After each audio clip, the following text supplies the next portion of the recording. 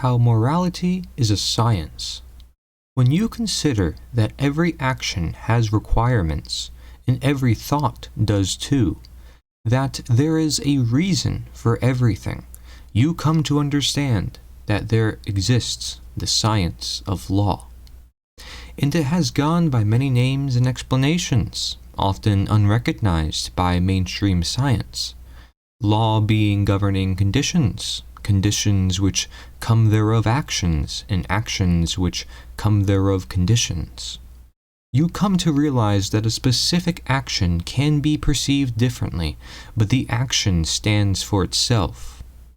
You realize the action is objective, the result of your subjective thinking. Your thinking may utilize knowledge, allowing you to guide yourself in which actions you should or should not do based on your reason of observable effects, therefore obtaining objectivity. Indeed, therefore, there exists the striving for good in society in order for people to live in order, for the better of the world to be sought by obtaining what is good. But you may ask, if behavior and perception is a science, what makes morality and therefore justice a science? Simple. Morality is the observation of behavior through its effects. But how is behavior observed? It isn't perception capable of wavering? Humans aren't perfect, so why should they aspire to an objective law of morality? Well, perhaps it's the very reason we should. We ever are guided by reason, we ever should strive to improvement upon it, and therefore the results, the world we live in. Right and wrong is a polarity. The principle of polarity is one of the 7 principles that is expressed by natural law, the Hermetic principles, which is known as an occult science, taught throughout time. Natural law is the term we use for what governs actions, and therefore helps our reason determine morality. It's more easily understood by its aggregate effect of chaos versus order, although this is the macrocosmic and the principle of correspondence. When we seek the microcosmic, we must bear witness the individual act of morality that contributes to the whole condition of either chaos or order. When we not only run the polarity of right and wrong simply through the principle of polarity, but also the other 6 principles, this science starts to add up, and we also come to understand the importance of reason, and why this science isn't provable as a standalone physical force, although it leads to and deals with physical effects. Everything in the universe is governed by law, and just because this science isn't taught in the mainstream does not mean it isn't legitimate. You must therefore learn for yourself. With greater learning becomes greater clarity, as all things. When it comes to drawing conclusions from morality, such as rights or ownership, these too can be determined by the same science, as you would still be observing causation for the most reasonable sense.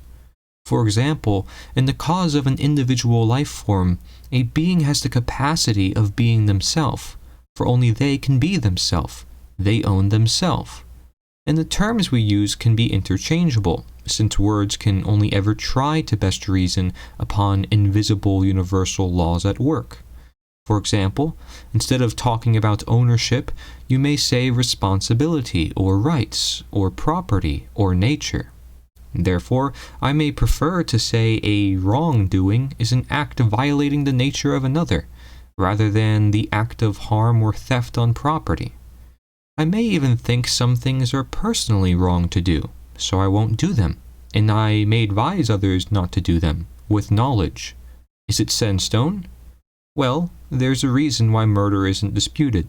It's an easily seen act done out of ill intent. It has direct and guaranteed results. One may make the distinction between vices and crimes, what could turn into harm over time, indirect harm, and more. The point is to understand all these effects, as even all these are out of law, and we are ever to learn from it. There can be no justification for a wrong action that everyone with reason can agree is wrong, and when there exists a justification, we must explore that reason. Was that individual reasonable? When governments commit harm for the greater good, enslaving peoples by its very existence, it's our duty to know of what harm they do and why such harm is bad, and how such harm can be prevented. By using such knowledge via reason, we invoke upon the knowledge of natural law. If we ignore the causes and the effects that also speak of them, then we ignore justice. If we ignore standards of morality created by peoples, not for control but for knowledge, then we ignore what education must be utilized on earth, what justice may ever be for order. When we ignore the problems with relativism as a source, imposed opinion, or man's law, we ignore natural law. When we ignore the problems with slavery and democide and how they manifest and why, we ignore natural law. Without natural law, there can be no order, no justice, no responsibility, no ownership, no freedom defended. And without reason, without individual sovereign conscience or decision-making, the ability or capacity toward knowledge, the ability to learn and adopt guiding principles, there can be no natural law. Indeed, without sovereign moral relativism, there can be no collective moral objectivity or natural morality. How could this be?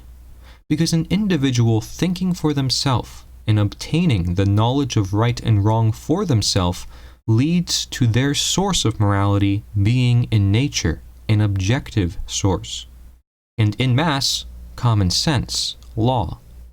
And that means they may utilize the help of moral objectivity shared by others to increase their own knowledge so that their own perceptions align more toward the truth rather than based on someone else's opinion or their own incomplete opinion. The only problem with morality is when it is put in the hands of a few by way of statism, creating slavery, wrong behavior that everyone knows to be wrong going excused.